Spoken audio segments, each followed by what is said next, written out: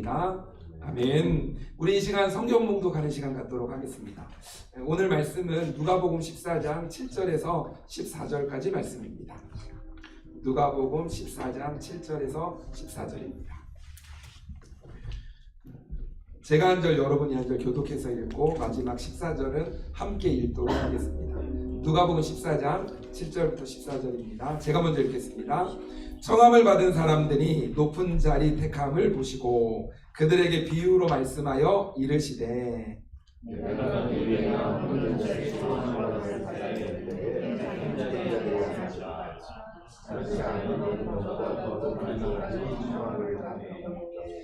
너와 그를 청한 자가 와서 너더러 이 사람에게 자리를 내주라 하리니 그때 내가 부끄러워 끝자리로 가게 되리라.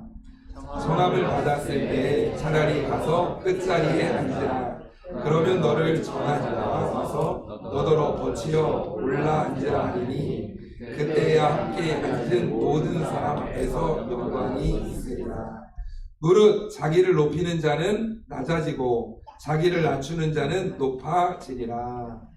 또 자기를 청한 자에게 이르시되 내가 점심이나 저녁이나 베풀거든 젖이나 형제나 친척 부한 이웃을 청하지 말라.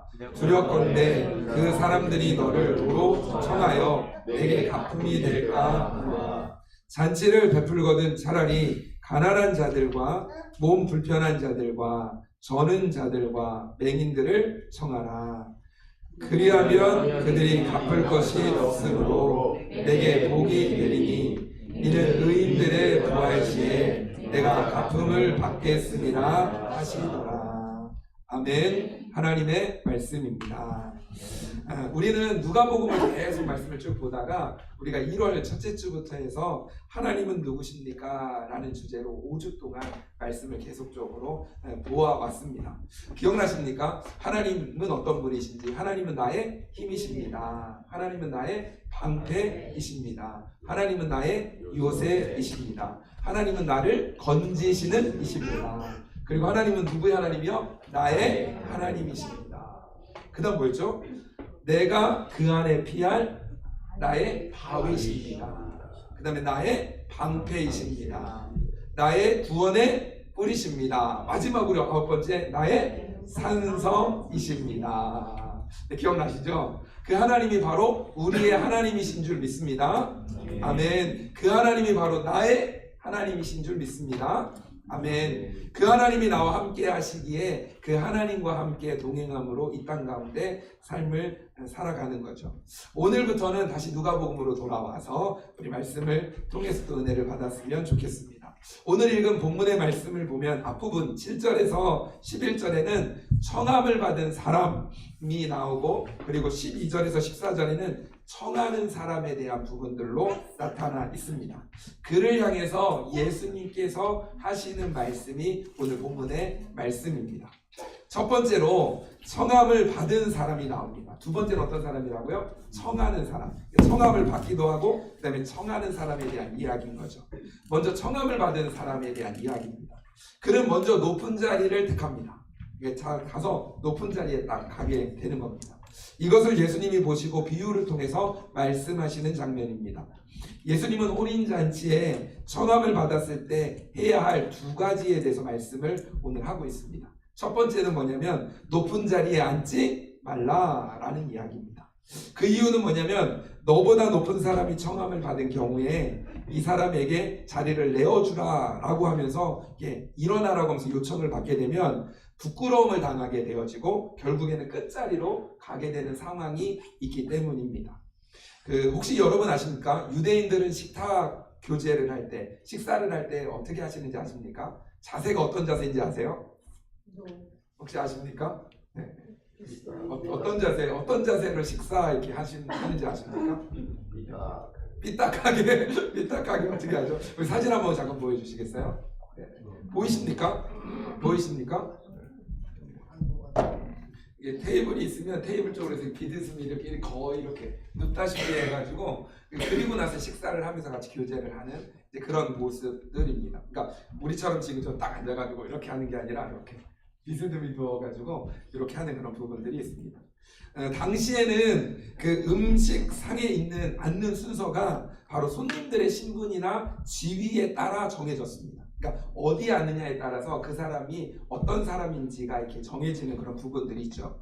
대부분 식탁은 지금 보는 것처럼 디귿자로 되어져 있습니다. 디귿자로 되어져 있고, 그리고 이제 주변으로 이렇게 앉고 시중 드는 사람이 중간으로 와서 이제 음식들을 이렇게 시중 드는 이제 그런 부분들이 나타나 있습니다. 특별히 세계면이 있잖아요. 그래서 중요한 사람은 어디에 앉을 것 같아요?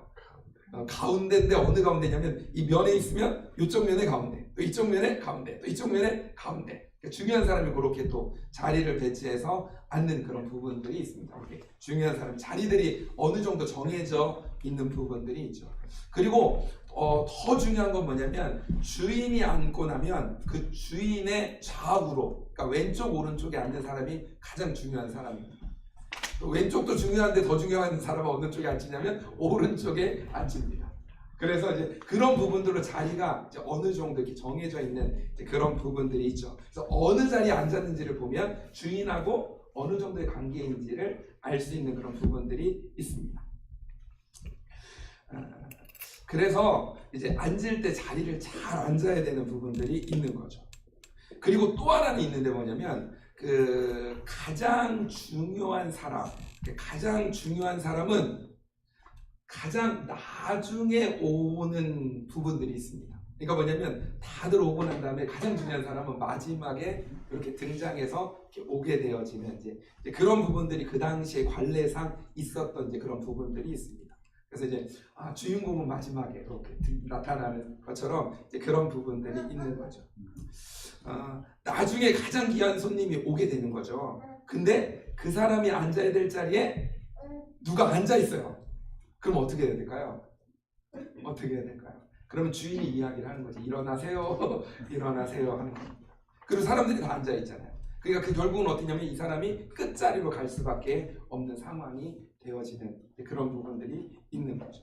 어떻게 보면 지금 앉았던 자리에 있다가 또 가장 중요한 사람이 오니까 일어나게 되니까 사람들로부터 창피를 당하기도 하고 이제 그로 인해서 결국은 끝자리로 가게 되는 일들이 있습니다. 어쩌면 좀 비참한 상태에 놓이는 이제 그런 느낌이 들 수 있는 이제 그런 부분들이 있죠. 자기 자리가 어디인지를 아는 게 되게 중요합니다. 내 자리가 어딘지, 내 자리가 어딘지. 비어 있다고 해서 좋은 자리라고 해서 그 자리에 덥석 앉으면 안 됩니다. 그러면 나중에는 일어나게 되어지는 일들이 나타나게 되어지는 거죠. 그래서 첫 번째는 높은 자리에 앉지 말라라고 예수님 말씀하시고, 그리고 나서 두 번째로 또 말씀하시기를 뭐라고 하냐면 차라리 가면 끝자리에 앉으라라고 말씀하고 있습니다.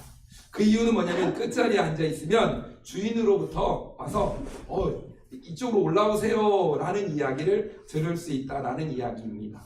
그러니까 함께 있는 사람으로부터 끝자리에 앉아 있다가 아니 당신은 좀 더 위로 올라오세요, 이쪽 자리로 오세요 라는 일들을 통해서 사람들 앞에서 영광을 받게 되어진다라고 오늘 본문의 말씀에서는 이야기하고 있습니다. 높은 자리에서 낮은 자리로 내려오는 일은 창피하고 괴로운 일이겠지만 끝자리에서 더 좋은 자리로 올라가는 것은 기쁜 일이 되고 또 사람들 앞에서 영광을 받는 일이 되어진다는 것입니다. 주인에 의해 높여짐을 당하게 되는 손님은 초대받은 그 혼인잔치에서 행복할 수 있게 되어지는 거죠. 이런 예수님의 말씀은 특별히 높은 자리를 차지하려고 하는 바리새인들, 그 앞만 보는 교만함이 있는 그 사람들이 얼마나 어리석은지를 말씀하고 있는 대목이기도 합니다. 즉 이것은 사람의 높고 낮음이 자신의 욕심에 의해서 이루어지는 것이 아니라 하나님에 의해서 결정되어진다는 것을 말씀하고 있는 내용입니다. 그래서 11절 말씀에 보면 이렇게 표현하고 있죠. 무릇 자기를 높이는 자는 낮아지고 자기를 낮추는 자는 높아지리라 라고 말씀하고 있습니다. 나는 나를 높일 수 있는 존재가 아닙니다. 지금 내가 높은 자리에 있는다고 해서 계속 높은 자리에 있는 것은 아닙니다. 그리고 세상 누군가가 나를 높여준다고 해도 그것은 이 어머니 그 높은 자리에 있을 수 있는 것은 아닙니다. 언젠가는 내려와야 할 때가 있다라는 것이죠. 그렇다면 정말 우리를 높여줄 수 있는 분, 영원히 높여줄 수 있는 분이 있다면 그분은 누구일까요? 누구일까요? 야고보서 4장 6절 말씀에 보면 이렇게 말씀하고 있습니다. 그러나 더 큰 은혜를 주시나니 그러므로 일렀으되 하나님이 교만한 자를 물리치시고 겸손한 자에게 은혜를 주신다 하였느니라. 하나님이 교만한 자를 물리치신다고 말하죠. 그리고 겸손한 자에게는 은혜를 부어주신다라고 말씀합니다. 하나님은 교만한 자를 미워하시고 교만한 자를 물리치시는 분이십니다. 그러나 하나님은 겸손한 자에게는 은혜를 베푸시는 분이십니다. 이것이 바로 하나님께서 하시는 일입니다. 야고보서 4장 10절 말씀, 우리 같이 한번 이 말씀을 읽어볼까요? 같이 한번 읽어보겠습니다. 시작. 주 앞에서 낮추라. 그리하면 주께서 너희를 높이시리라. 아멘. 우리는 주 앞에서 낮추어야 합니다. 우리는 주 안에서 겸손해야 된다라는 이야기를 하는 거죠. 그리하면 하나님께서 우리를 어떻게 하신다고요? 높여 주시는 것입니다. 하나님께서 높여 주실 때 비로소 우리는 높아질 수 있습니다. 그리고 그 높아진 것은 어느 누구도 낮출 수 없는 것입니다. 베드로전서 5장 5절에서 6절 말씀에 보면 또 이렇게 말씀합니다. 젊은 자들아 이와 같이 장로들에게 순종하고 다 서로 겸손으로 허리를 동이라. 하나님은 교만한 자를 대적하시되 겸손한 자들에게는 은혜를 주시느니라. 6절 같이 한번 읽어볼까요? 시작. 그러므로 하나님의 능하신 손 아래서 겸손하라. 때가 되면 너희를 높이시리라. 아멘. 마찬가지로 하나님은 교만한 자를 대적하시고 겸손한 자에게 은혜를 베푸시는 분이십니다. 그래서 우리는 하나님의 능하신 손 아래서 겸손해야 하는 것입니다. 때가 되면 하나님이 우리를 높여 주실 것입니다.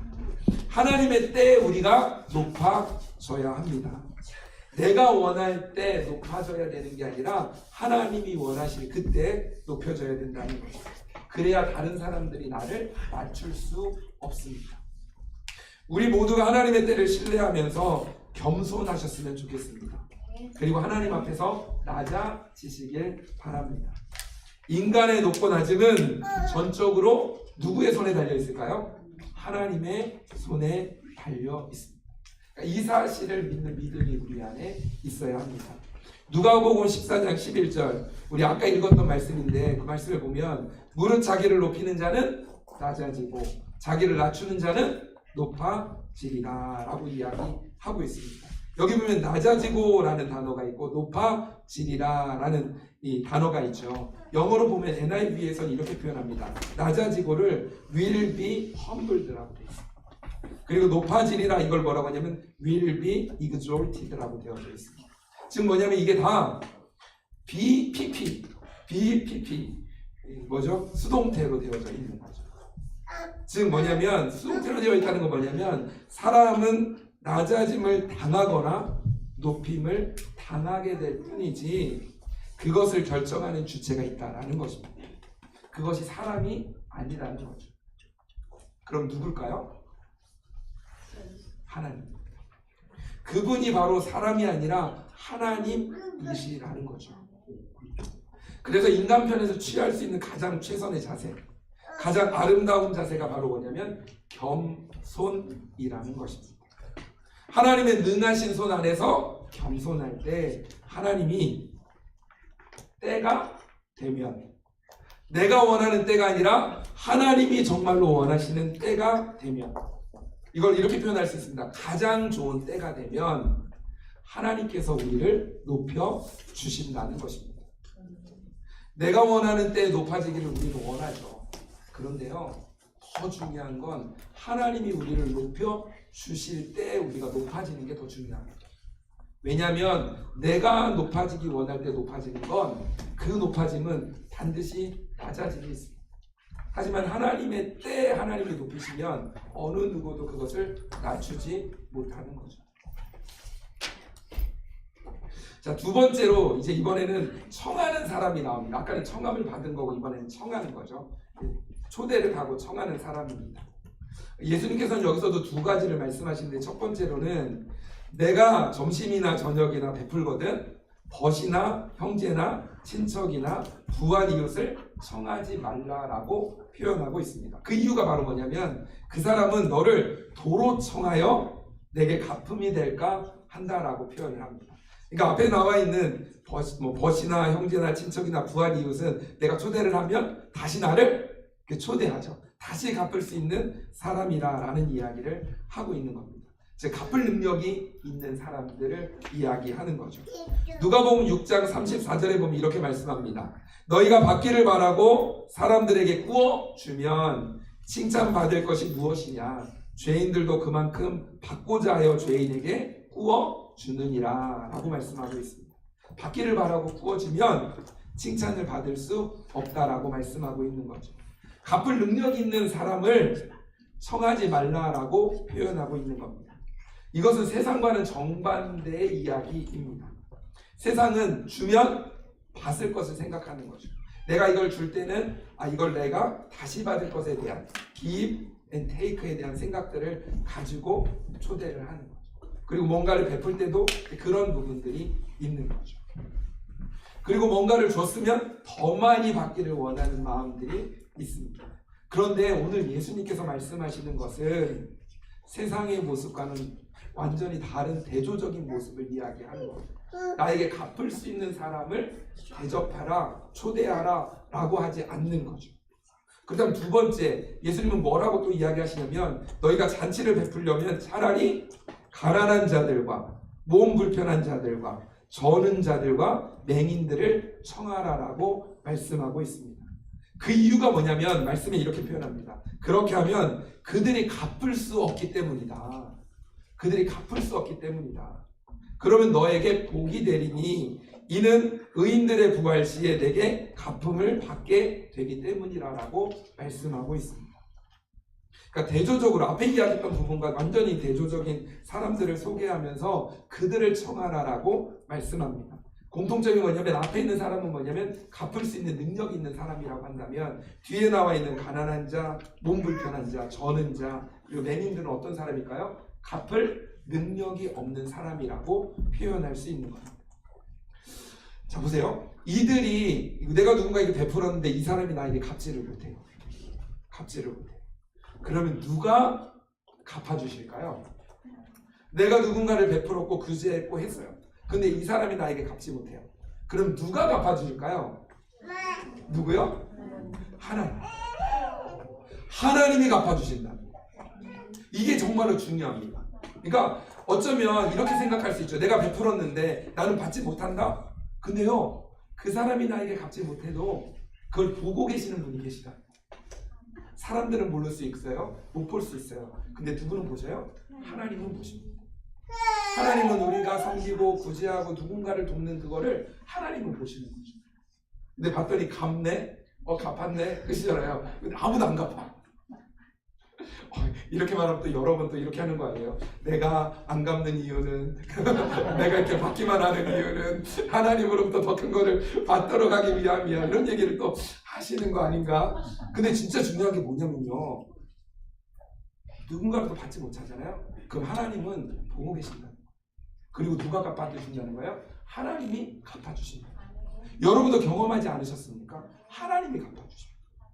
사람이 갚아주시면은요, 내가 이만큼을 베풀었잖아요. 그럼 이만큼을 갚습니다. 근데 내가 이만큼을 베풀었는데 이 사람이 못 갚잖아요. 그럼 하나님은 어떻게 할까요? 이만큼을 줄까요? 멀티플라이. 이만큼을 주시는 거죠. 우리 아이들 얘기하는 거 하늘만큼 땅만큼. 막 이렇게 주시는 거죠.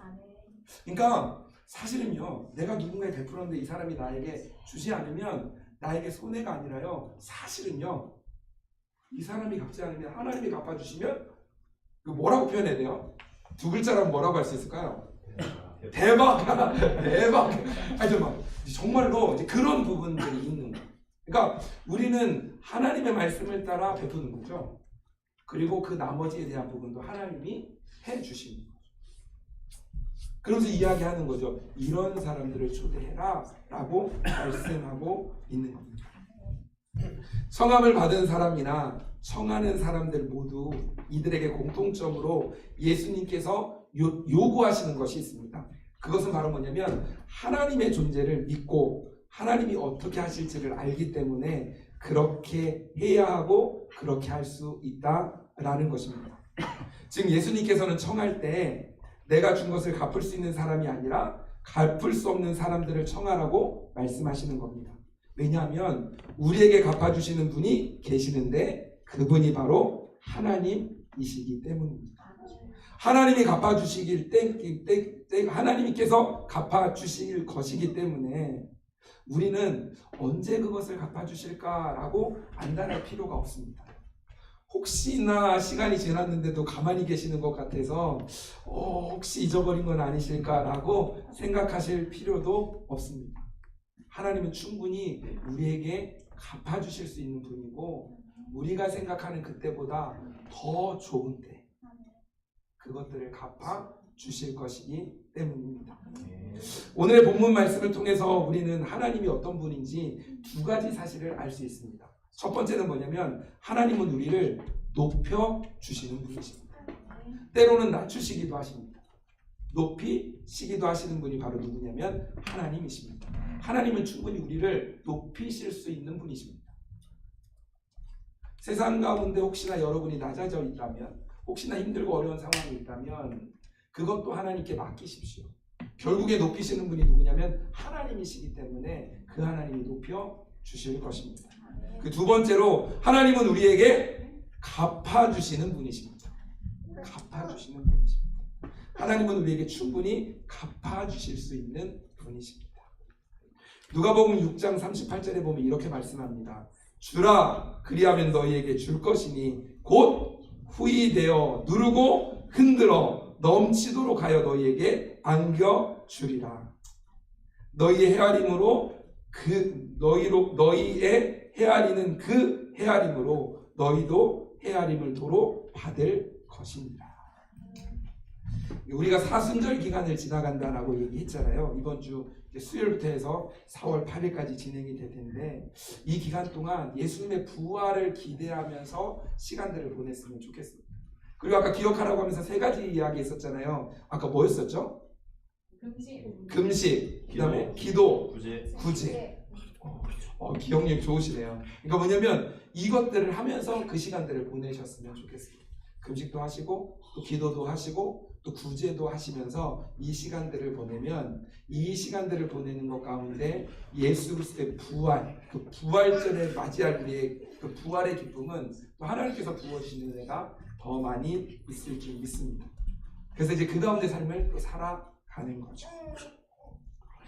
사랑하는 열린교회 성도 여러분, 여러분의 하나님은 어떤 분이십니까? 하나님은 우리를 높여 주실 수도 있고 그 하나님은 우리에게 갚아 주실 수 있는 하나님이십니다. 그 하나님을 바라보시기 바랍니다. 지금 당장 나에게 어떤 일이 있더라도 그 상황 가운데 그 하나님을 바라봄으로 나아가시기 바랍니다. 다른 것들은 여러분을 높여줄 수 있는 것 같아 보여도 잠시일 뿐이지 영원하지는 않습니다. 세상의 어떤 것들이 여러분에게 갚아주는 것 같이 보여도 그것은 잠시일 뿐이지 영원히 완벽하게 갚아줄 수 있는 것은 아닙니다. 오직 하나님만이 여러분을 영원히 높여주시고 영원히 완벽하게 갚아주시는 분이십니다. 우리 열린교회 성도님들이 나를 높여주시는 분이 하나님이시고 우리에게 갚아주시는 분이 바로 그 하나님이심을 분명히 기억하면서 그 하나님만을 바라보시며 나아가는 은혜가 가득하기를 주님의 이름으로 축복합니다. 아멘. 아멘. 이 시간 괜찮으신 분은 괜찮으시다면 우리 자리에서 일어나서 우리 함께 기도하는 시간 가졌으면